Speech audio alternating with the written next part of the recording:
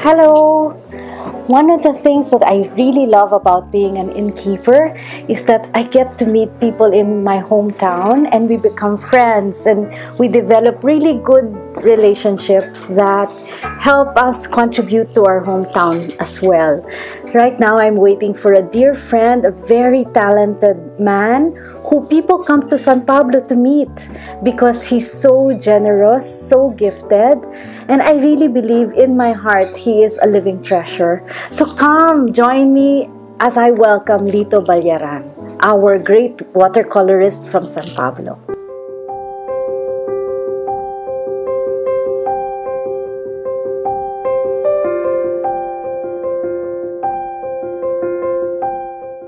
All meaningful conversations about art and artists in San Pablo always wind up around this man.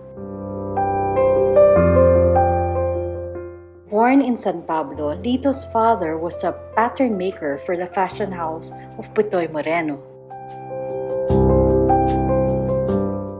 That early exposure to drawings led him to art school and eventually to animation. Today, he's a full-time artist and teacher. He works in acrylic, pastel, and oil, but he has made his mark through his paintings in watercolor. In fact, he is so good at what he does, serious watercolorists come all the way to San Pablo just to learn from him. We're happy to host them in Casa San Pablo.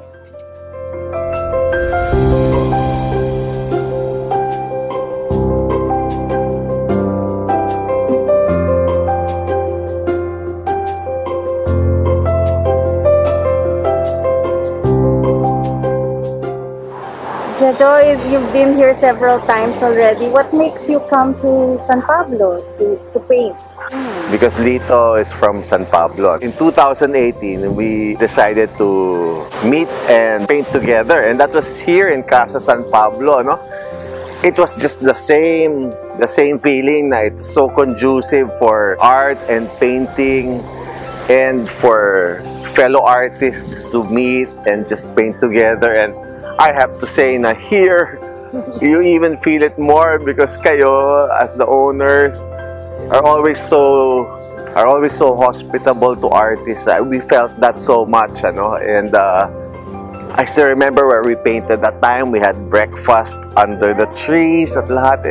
It's just something na ang sarap magpinta, ang sarap mag-usap tungkol sa art. Kayo all the way to San Pablo para lang mag-paint with Lito?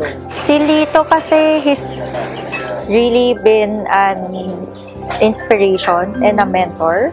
He's one of the first people I knew when I started watercolor. Actually, he's the first person I knew when I started watercolor.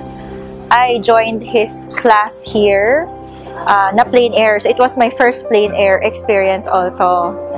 Basta enjoy ko talaga yung vibe here and parang ang sarap rin niya kasama kasi he's like a certain level na when I first met him, I was so starstruck. But at the same time, he meets you where you are. Kasi sobra siyang humble, sobra siyang bait. Tapos ngayon, parang I feel so blessed na parang kaibigan na, diba? And or family pa nga eh. So, talagang dadayuhin talaga namin si Lito. Actually, maraming gustong sumama, diba? When Lito would be with us, he always talks about San Pablo with a deep love and respect for where he comes from, ano.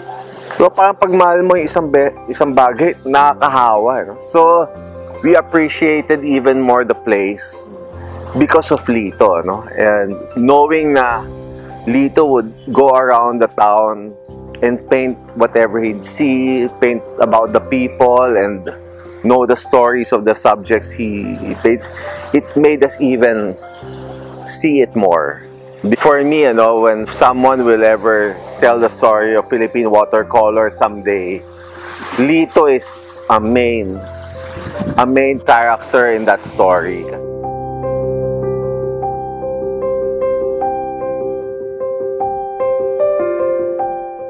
Pagdating ng panahon, anong gusto mong matandaan ng tao tungkol kay Lito Ballaran? Siguro, yung pag dumating yung time na tumanda ako, ang gusto kong matanda nila sa Ballaran, yung madaling lapitan, kaibigan, kumbaga, yung artist parang parang, given na yung artist ka eh. Pero yung artist at kaibigan, daling lapitan. Ayun, parang ako yung parang maging impression ng iba na si Lito ganito, na madaling lapitan pag ganito. Isang ano lang doon, maalala lang nila yun, at gawin nila, malaking bagay na yun.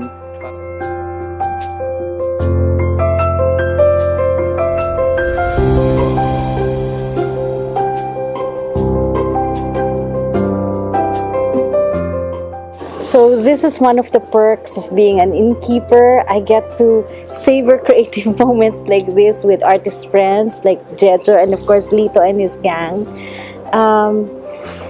It's precious that we become instant friends with our guests and they come back over and over again. It's like maybe Casa San Pablo attracts kindred spirits, and together we become lifetime friends just by sharing this creative space. So come sometime, enjoy a moment of relaxing and some days together here at Casa San Pablo.